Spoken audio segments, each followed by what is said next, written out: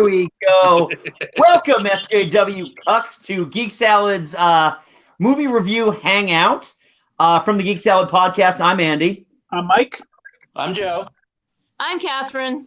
And today we are commemorating the 1-year anniversary of Star Wars Episode 8, The Last Jedi.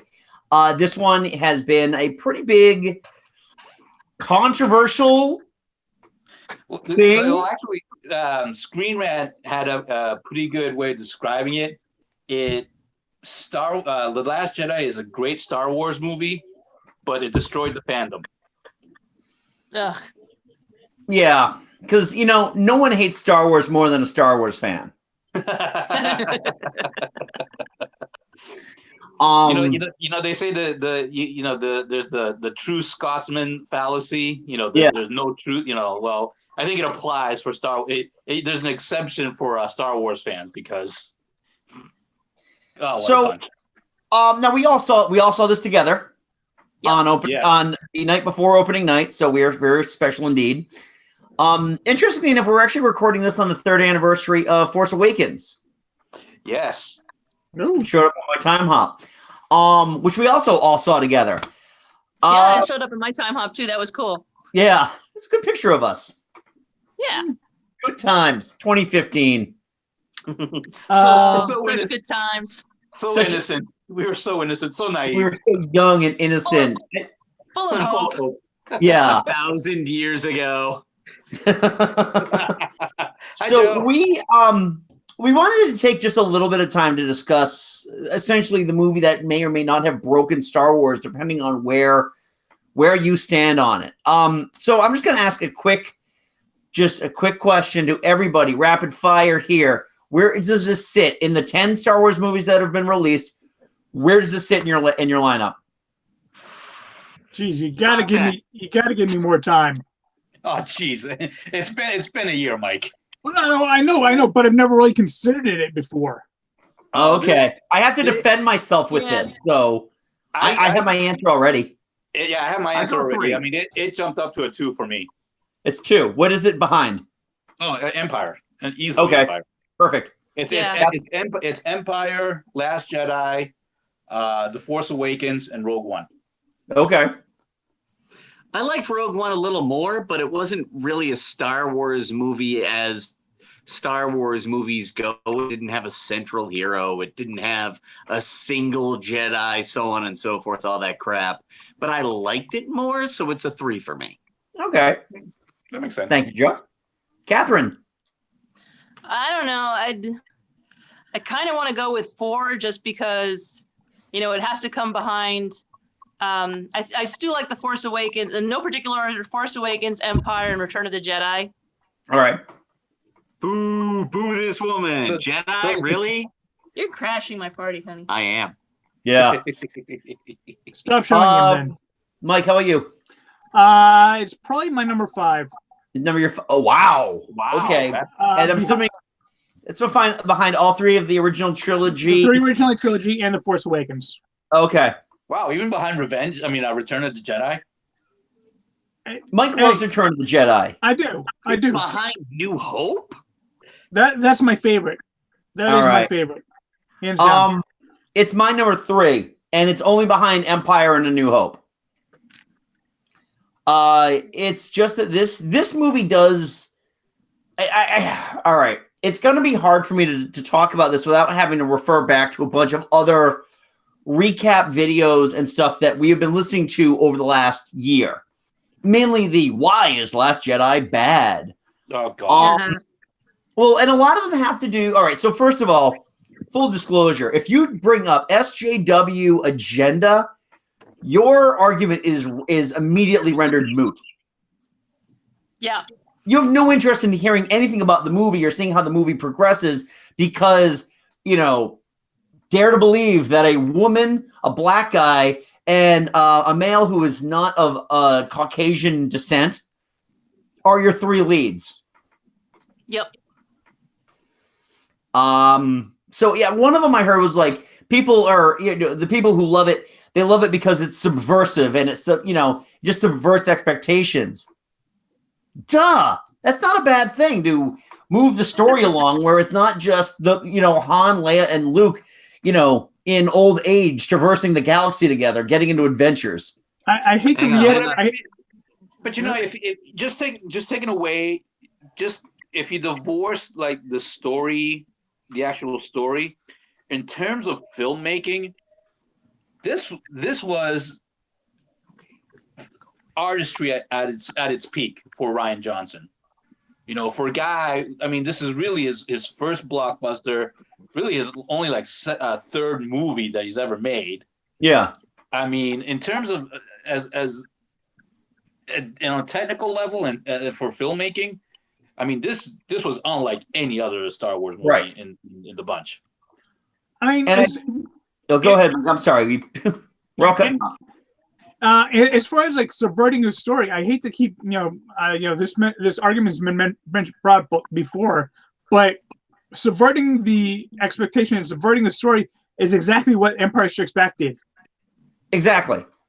Yeah. Right, and especially coming on the heels of The Force Awakens, that while everybody loved, the consensus is that it played it very, very safe.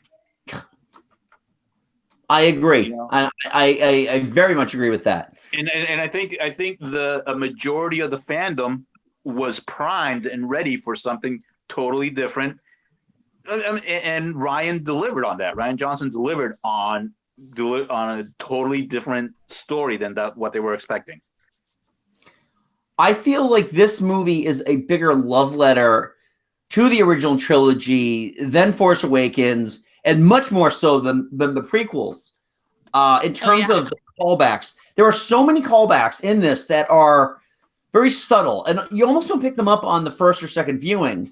You do pick up on them on multiple viewings, thank you, Blu-ray and Netflix and all that stuff. I mean, the callbacks in terms of little fanfares and just shots. I love the fact that they actually play the asteroid theme when the Falcon is flying through the center of a crate.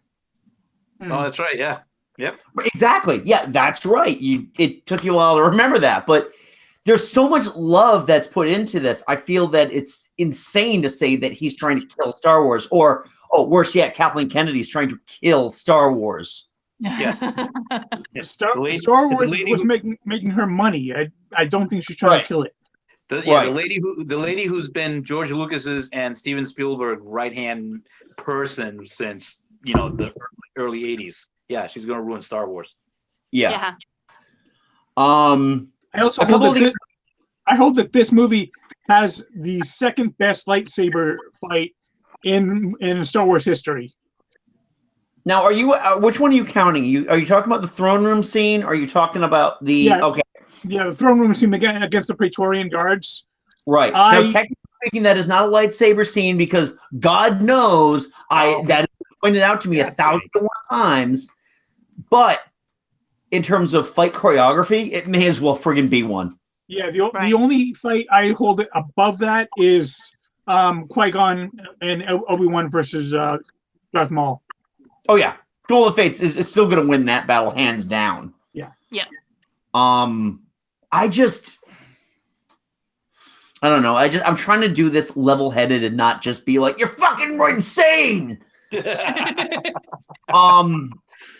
It's tough because I hate now having to feel like if somebody asks me if I like Star Wars, having to gear up for a fight.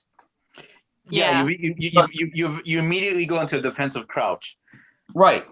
Because all of a sudden you got to justify things about The Last Jedi that some people may not agree with. As like, and after having that fight for like 8-9 months, you're like, you know what? Just you don't want to talk about it anymore. You're like, I'm all set. Thanks. Move on. Right. Yeah. Right. Let me bring up a scene real quick that has been a very controversial scene, and just how do you guys, a year later, how do you guys view Canto Bight? I still feel it's a necessary. They call it, people call it a diversion and unnecessary, but I think as a subplot showing that not everything ends in success, that failure is a part of life, I think it works out perfectly because during the whole Cano Bite sequence, you're expecting that they're going to get the code breaker and everything's going to work out at the end. And when you see that, the Benicio del Toro's character backstabs him at the end, you're like, oh, wait a minute. They went through all that for nothing? Yeah. Which is life. Life happens like that. Yoda even mentioned something about failure being part of it. The failure, the greatest teacher failure is. Yeah. I feel that the scene itself, there's a little bombast to it that might rub people the wrong way. And yeah, the stuff with the Stampede scene was the most CG looking CG that has ever CG'd one of these new movies. But at the same time, this is a scene that makes you play long ball. Not only are you setting up DJ and setting up their betrayal, but you're also introducing this one sect of the galaxy that's almost untouched by the Resistance. And you revisit that same area at the very end of the movie with one of these kids that is a Jedi, who's got the powers of the Jedi. And I feel that really makes the scene itself needed to be there, that the entire thing needed to be there. And whether or not, you're upset that Rose is an Asian woman who just happens to tell Finn what to do, and, they still fail. Not her fault. Right. Yeah. So there's a lot of that. Mike, what are your thoughts on Canto Bight? It didn't bother me. I think there are elements of it that were definitely worthwhile. I think it could have been streamlined. There's definitely a lot of. I think out of all of the scenes in the movie, that one is the most. The one that I wanted more. Like upon rewatching, I was like, okay, I get it. Let's move on to the other scene, to the other settings, because this one I get.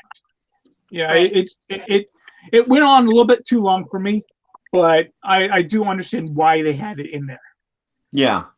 Okay. Katherine, any thoughts?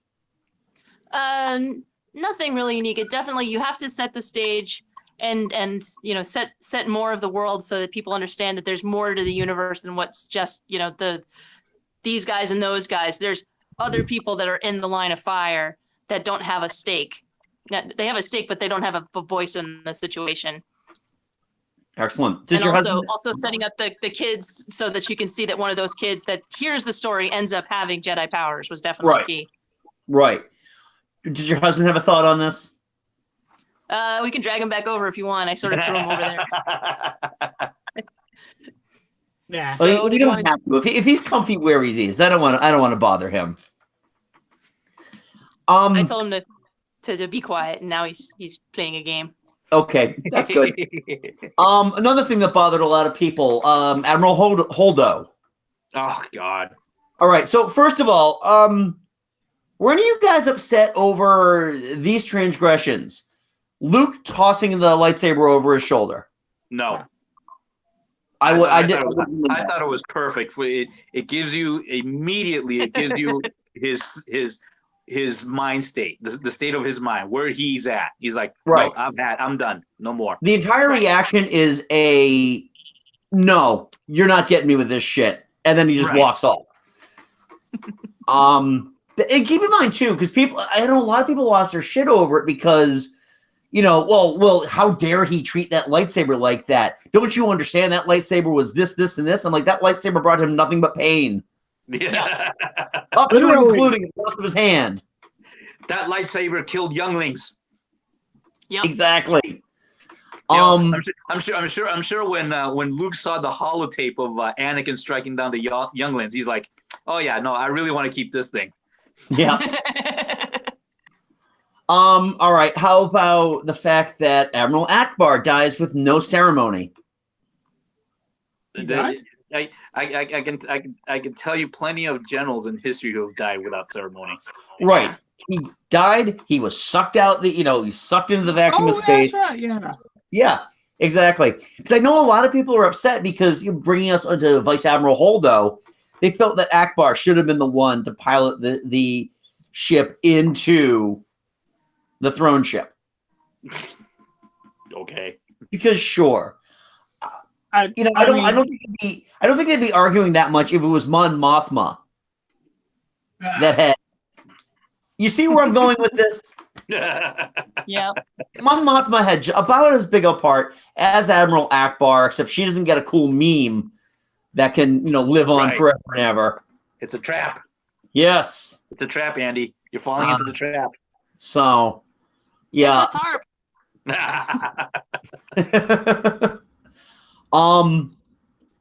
Yeah, and then can you guys think of any of the other little transgressions that got people's panties in the proverbial wad? I can think of a major transgression, major but we'll probably cover it later. Which one? Ray's parents. Yes, thank you. Yeah. How many think pieces in the last year have been written about, here's who Ray's parents really could be? Guess what? We settled this in the movie. Yeah. I still hope we didn't settle it in the movie. I you know what? I would be perfectly happy and okay if it was settled. If they were just junk traders that sold her off for beer. Right. Yeah. See, because that would fit into the overall arc of the movie that anybody could be a Jedi. And right. Mike, we just saw in Spider-Man. What was the theme? Anybody can wear the mask. Yeah. Anybody. And then they proved it in the final scene of the shot of the movie. Right. This kid is sweeping up alien horse dung, and he's got Jedi powers as well. Exactly. Anybody can be a Jedi. Yes, sir.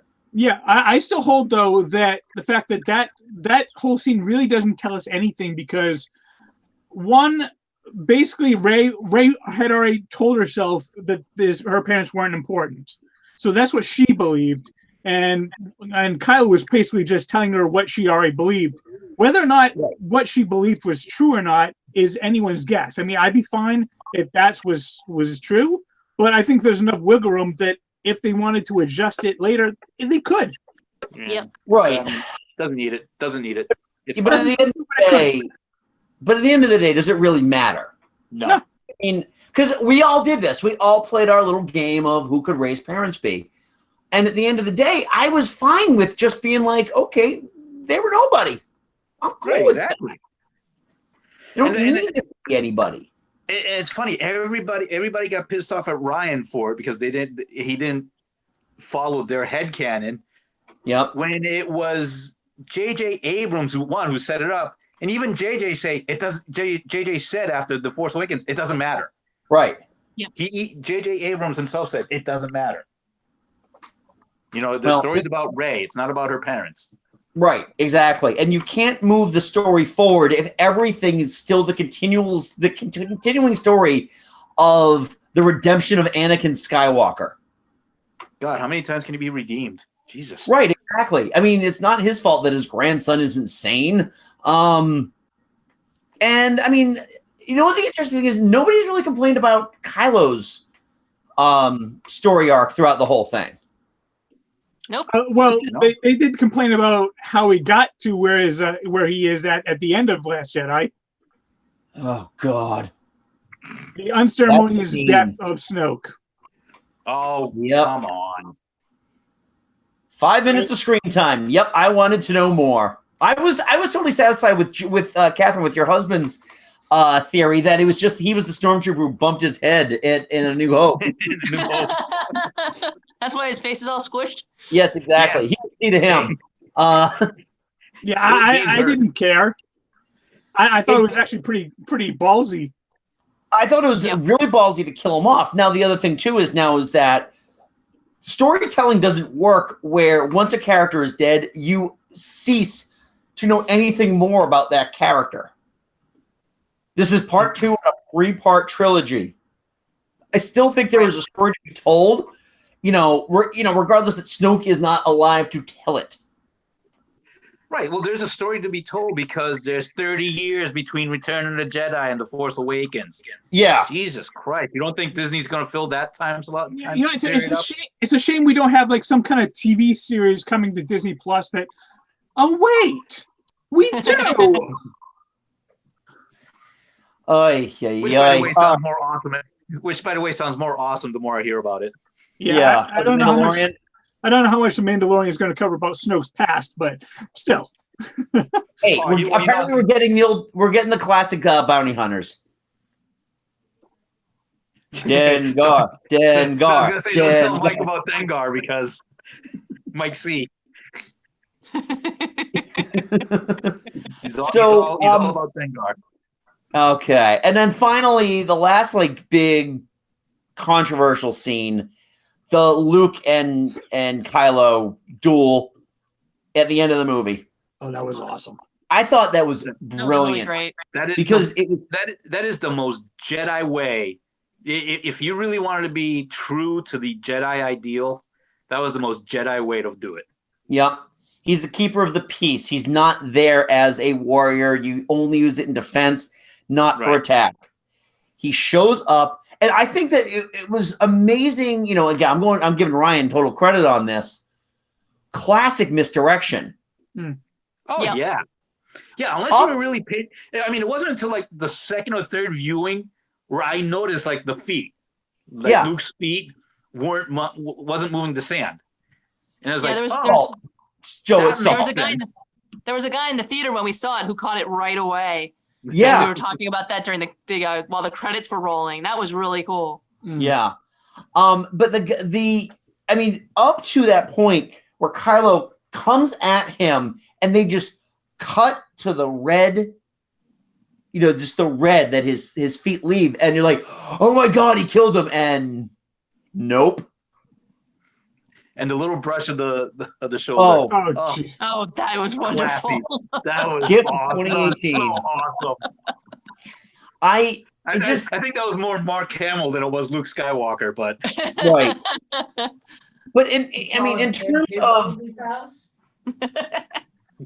terms of the ability of, you know, him to have cut himself off from the Force, this for all of these years, only to have enough power to do this is incredible. And the fact that, you know, he sacrificed himself as if people pay attention to the movie, it's foretold, it's hinted. When Kylo was having his connection with Rey, even he says, no, this can't be you. This much power would kill you. Right. Oh, really? Which makes the end make sense.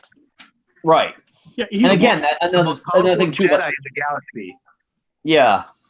He's been cut off from the Force for several years, and he reconnects and uses it to project himself light years across the universe, and somehow it doesn't make sense the fact that he used his own life force to do that, and it killed him at the end. Yeah, makes sense to me. How dare you, Disney? You've taken away the chance I'll ever have of seeing Han, Luke, and Leia together in one scene ever again.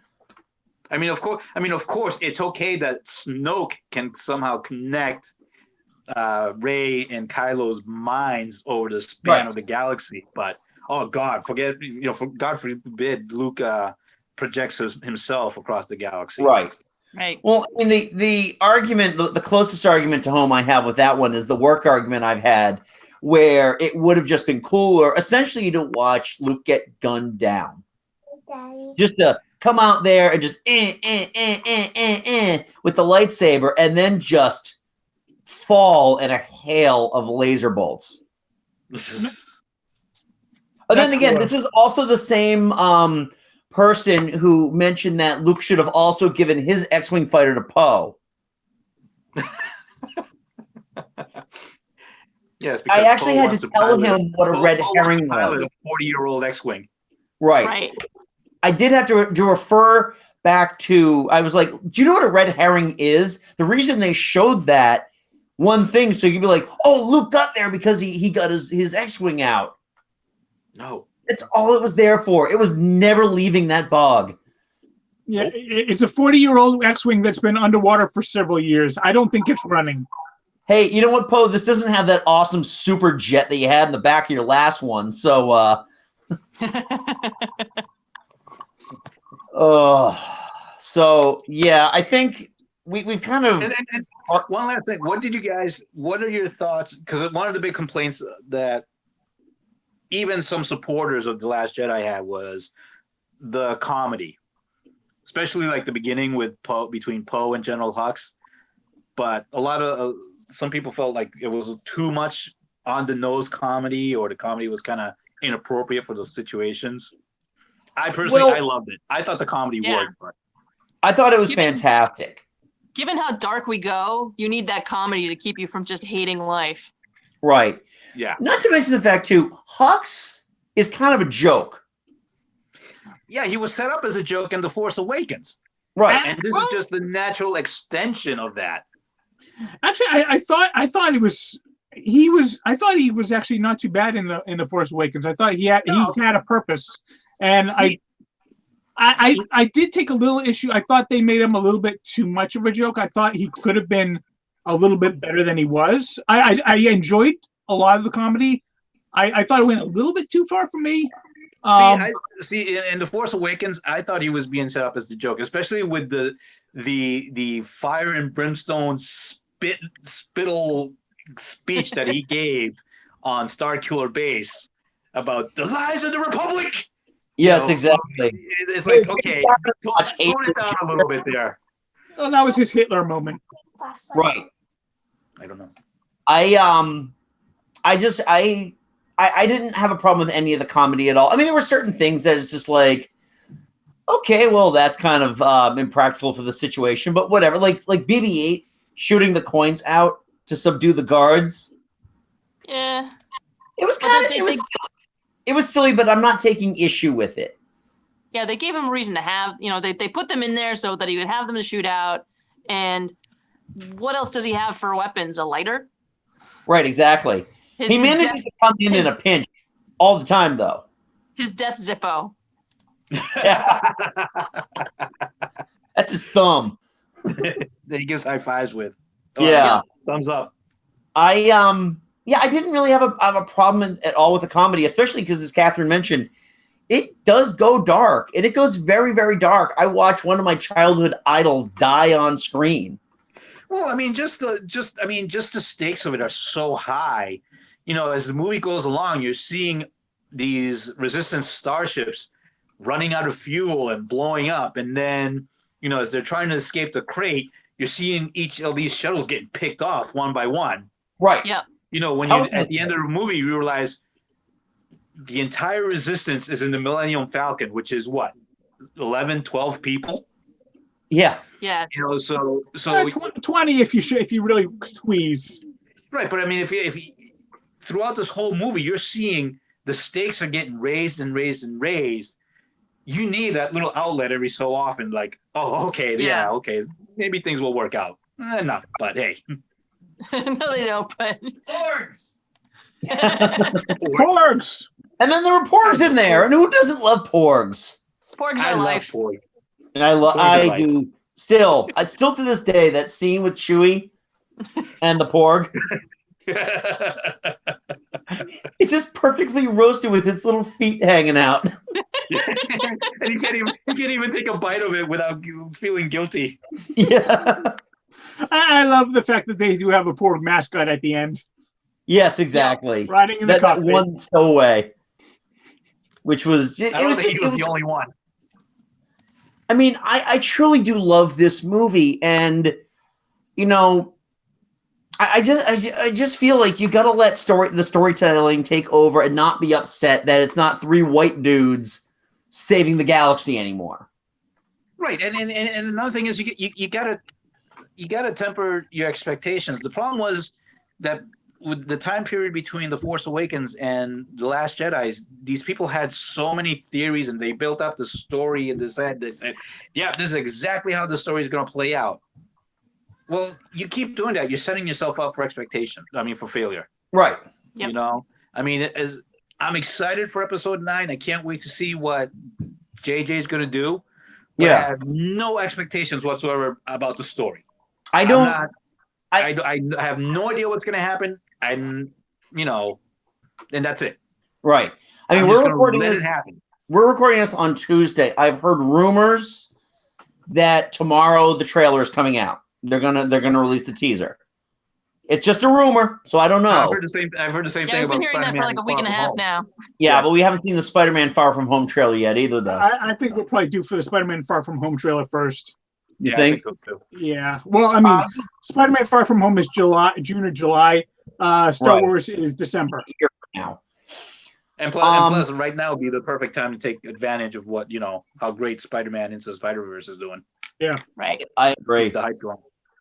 I agree. But overall, I want Star Wars back in a way where I can enjoy it with everybody and not just, again, feel like no matter what I do, I'm going to have to listen to this crap about Last Jedi. But I think to a certain extent, it might benefit the fandom in the long run, in that it exposes who the negative actors are, who the bad actors are. Right. And they're getting cut off. They're getting excised, like a cancer. Yeah. Disney and Lucasfilm aren't putting up with them. They're not going to listen to anything they have to say. Right. And a lot of the Star Wars that I follow on Twitter, like the MakingStarWars.net and all those guys, they're the good guys, So yeah. you know where to go to and who to cut out. Right. Unfortunately, I wish YouTube would fix the algorithm so I don't keep getting the negative stuff. Yeah. Thrown at me. The guy that I went down to Star Wars Celebration with a couple of years ago, I'd spent a lot of my vacation, a lot of my time there with him. Super nice guy there, but I eventually had to stop following him on Twitter because every time, like every other video he put out, he would have some reason to just go into a big long tirade about how he hated The Last Jedi and how it was a terrible movie. I'm like, dude, you're talking about like Mary Poppins Returns. Stop talking about The Last Jedi. Yeah. He would throw in this diatribe in videos that had nothing to do with The Last Jedi. So I just had to, I had to shut him off. It's just so weird what this movie does. Because, I mean, I think for the most part, it used to be the consensus was the prequels were just universally hated. Right. But nobody spent their every waking moment bashing the sequels. Right. Even when somebody says, yeah, I like the sequels. Yeah, you kind of snickered at them. But you didn't go into an hour and a half of telling them why the movie sucked. Do you think it's like that cartoon, Joe? The one where that guy is on the law at the end of the urinals. Oh, God. And that other guy comes up to him and goes, I hated Last Jedi, and you should too. And let me tell you why you should hate it too. Okay. Do you think if George Lucas had directed The Last Jedi, the movie would be exactly the same, but George Lucas was listed as director, do you think that'd be the same vehement anti? No, I don't think so. Yeah. It's tough because here's the one thing though, and this actually ties back to what we talked about earlier about this being a love letter. I don't truly feel like George Lucas truly loves these movies. I mean, yes, they have made him rich beyond his wildest dreams, but I think selling off to Disney was the best thing he did, not only for us fans, but for himself.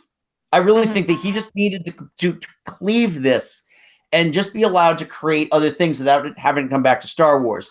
Right. George Lucas directing The Last Jedi, you don't get that love letter. You don't get those callbacks. Right. No, he would have been like, this is the movie, like it or lump it. Right. He would have been a lot more.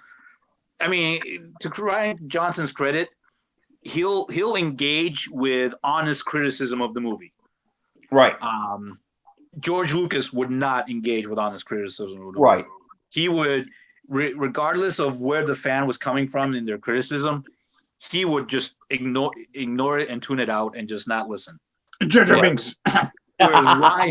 Whereas Rian Johnson, he will engage and he will explain his reasoning why he did it, why he did things a certain way or stuff like that, Right. I appreciate it. And you know what? They haven't, I've heard people say that he's not going to keep that trilogy that they gave him. Yeah, that actually isn't true. They're going to give him that trilogy. He's getting that because he's got it. He did a good job, and you know, and it made $1.3 billion. Exactly. I'd love to fail with that much money. I mean, didn't it take an opening weekend what Justice League took in its entire domestic run? Yes.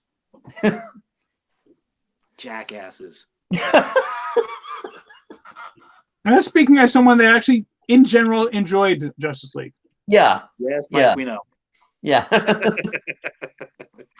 I am saying it's perfect. I'm just saying there was enough there to enjoy. Turns and why we hate The Last Jedi. I will say one final thing on the positivity of Star Wars. Though there's this great feed that I feel very honored to be a part of on Twitter, the hashtag Star Wars Fanjoy. They're very responsive. They're a great group of people. I feel bad for the administrators of this because they still get those bot sites that are just vehemently anti. Between the boycott Star Wars, the boycott Solo, and also those jackasses that thought that they were going to be able to raise like $300 million to remake The Last Jedi. Loser. Oh my God. I remember Chuck Wendig did a 28 tweet thread. Oh, I saw that. Oh, it was brilliant. That man. You guys have lawyers, right? That man deserves a medal. He does. Or his job back. There's job back, yeah. Fucking yeah. So, yeah, good discussion, guys. I feel like I need to go back and watch Last Jedi again. Yeah. Once Christmas is over, because I still have all my required viewing that I need to do. So if you like this video, give it a thumbs up. If you didn't like this video, I'm sorry you don't like you didn't care for The Last Jedi. Sure, you have your reasons why you didn't like it. And if it has anything to do with politics, females, minorities, go fuck yourself. News. Yeah. I just want to point out that Han Solo was able to pilot a ship without ever piloting a ship before. Through the Kessel Run. Through the Kessel Run, yes. Who's the out of the maelstrom now? So still love that movie though. Oh, I really truly enjoyed that movie. Maybe in May we'll talk about it again. So yeah, so please feel free to subscribe. We have conversations like this all the friggin' time. Feel free to subscribe to our YouTube channel here. You can also check out all four of us host a podcast called Geek Salad, which is available at geeksalad.podbean.com, as well as Stitcher, iTunes, Spotify, Google Music, and you can get the audio feed right here on YouTube as well. We just posted our Tim Burton episode this week. Later this week, before Christmas, we will have our Christmas episode up. So, yeah. So until next time, I'm Andy. I'm Mike. I'm Joe. And I'm Katherine. Go forth, be nerdful, and may the force be with you. We'll talk.